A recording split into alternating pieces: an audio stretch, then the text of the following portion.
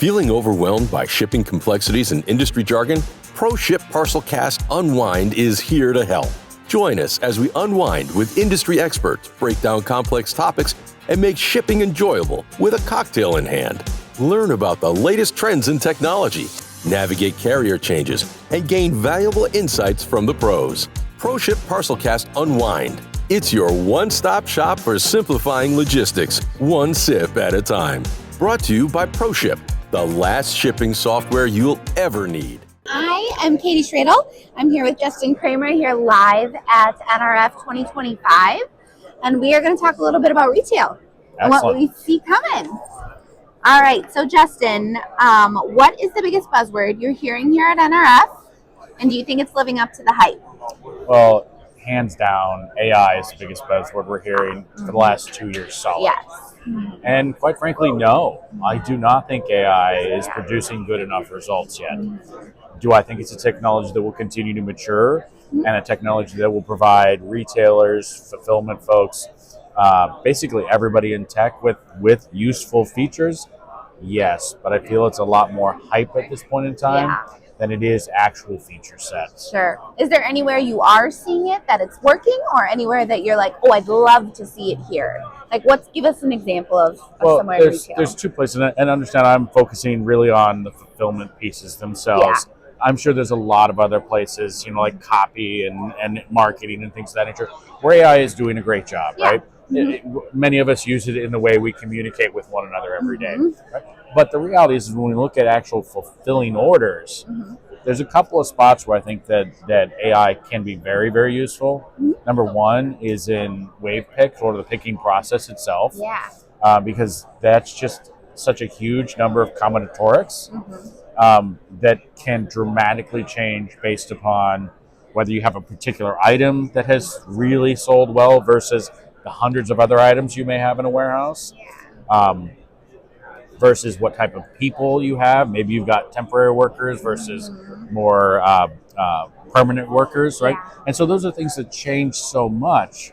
And then the other thing that I'm waiting to see a partner come up with is AI-based time in transit that takes Department of Transportation data as well as weather data into account. Wow. Yeah. So as we look at the bridge from Cincinnati to Hebron, Kentucky, a couple of years ago, it had to be shut down like immediately, and it affected delivery times for weeks upon weeks. Right?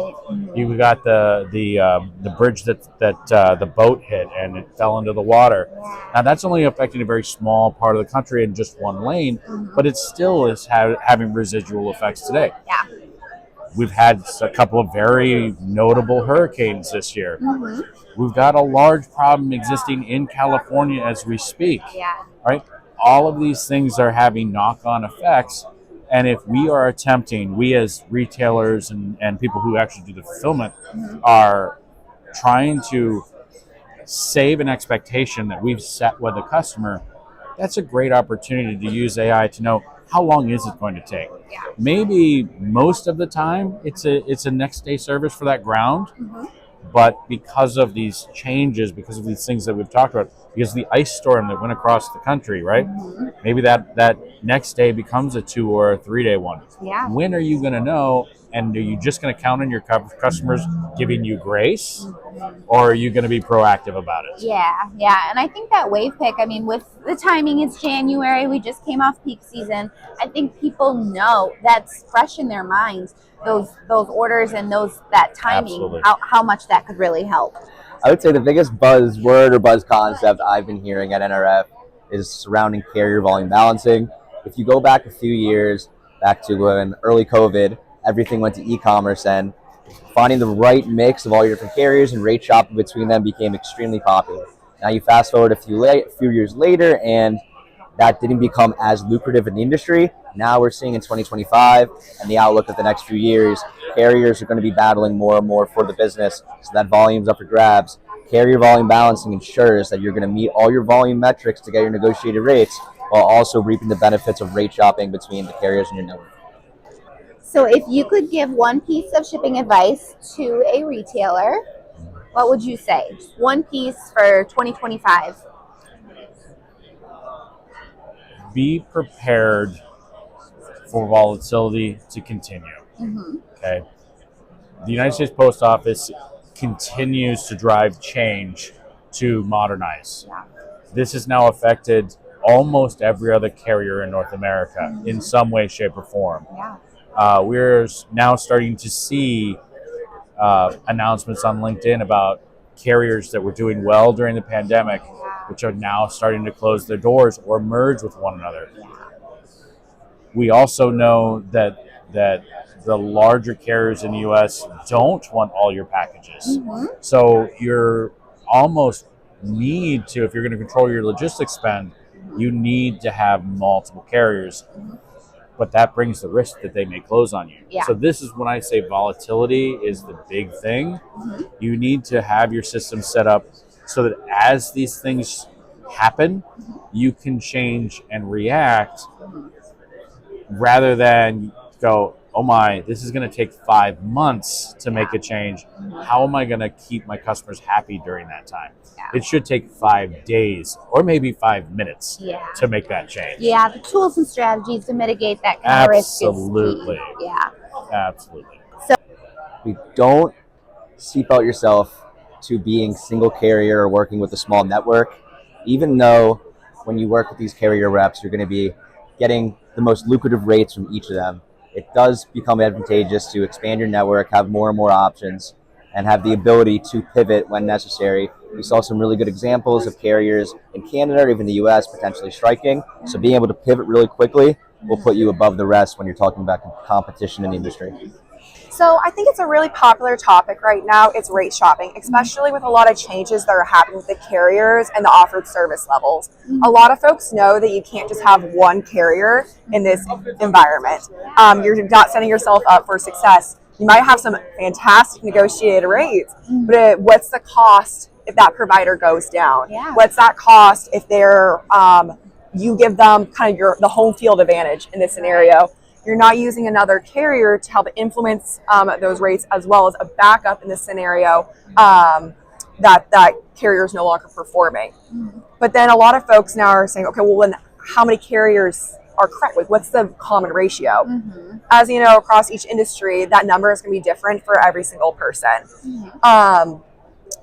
But that's where rate shopping can be a popular solution, and it loses popularity.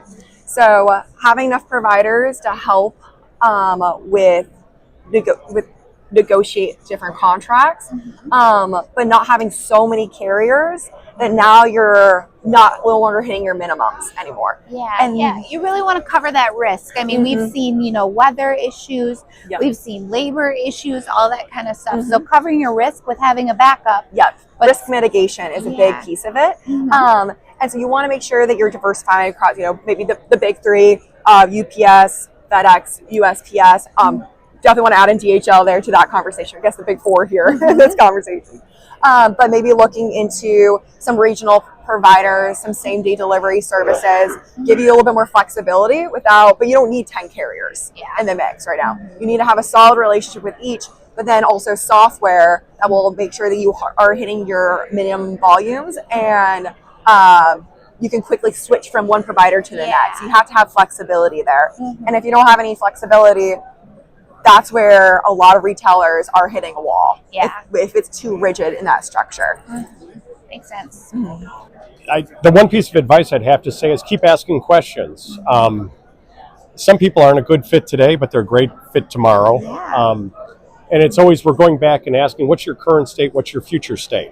So things are constantly changing. We're changing. The market's changing. Everything's changing. And it's funny, you go back before COVID, and a lot of people that never did direct-to-consumer are now direct-to-consumer.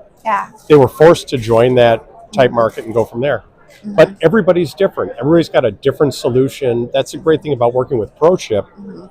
We can do a little bit different approach for everybody. So that's what I really like. And things are changing too, like I said, out in the market. I mean, we're seeing a lot of carrier changes in. So now is the time to really have that flexibility to be able to. Well, it's interesting. Somebody just said, who maintains the relationship with the carriers?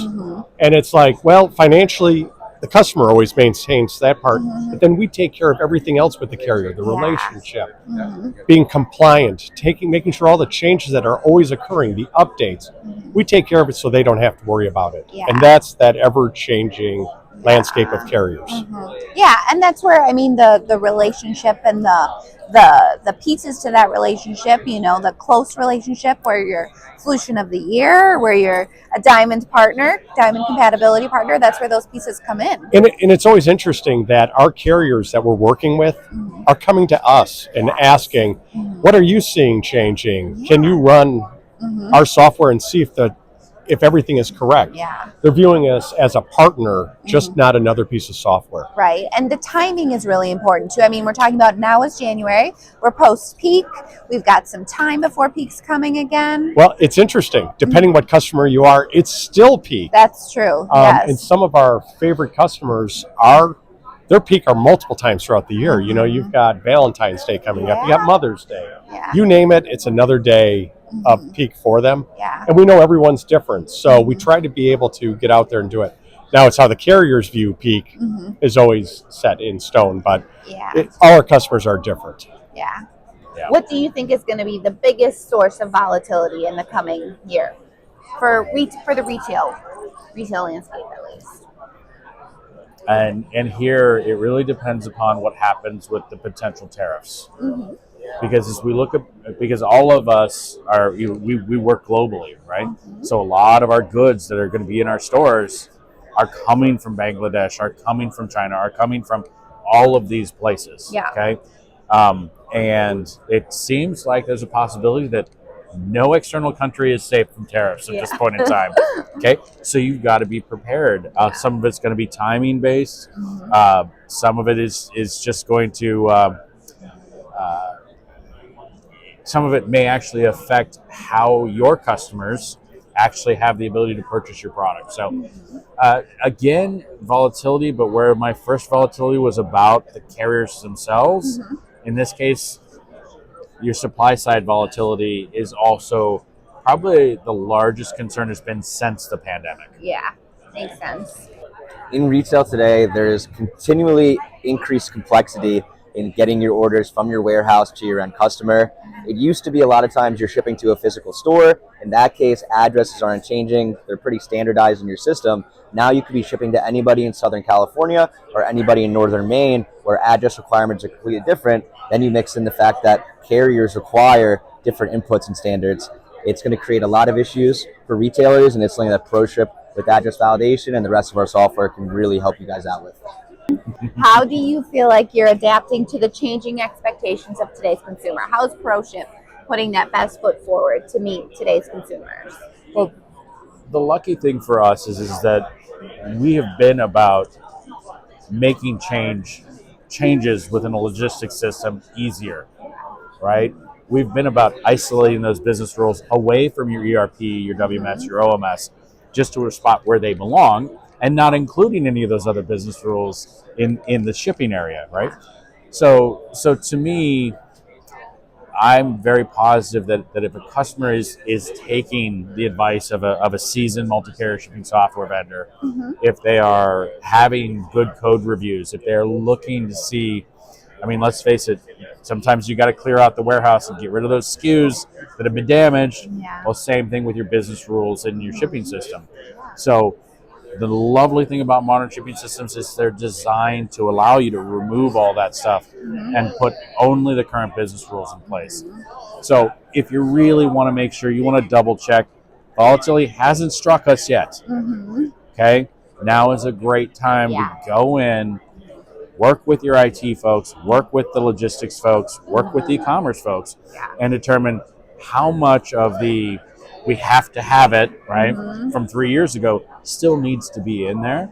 Because the less there is, the easier it is for when the volatility exposes itself for you to be able to react to it in closer to that 5 minutes and 5 day mark, not that 5 month mark. Yeah, and maybe there is things you do need to add, you know, infrastructure. I mean, we've had some security concerns over the past year, so that might fit into. I will say, let's face it, the cyber attacks are getting more sophisticated. And what we have seen when it comes to security is more like adding gateways to our own product to be secure within your secure environment, right? Just because you're in the house doesn't mean you don't close your door, right? So we're just making sure we've got a door on our software so that nobody can just wander in and take the data. Right, agreed. Today's consumers want everything as quickly as possible. They want to know exactly where the package is the second they hit the order to it showing up at their doorstep. So ProShip has partnered with ShipMatrix to advance and enhance our tracking capabilities so that at any point, once we ship it for you and we apply that label, your customer is going to know exactly where that package is, and we're going to ensure we're getting that customer the package as quickly as possible.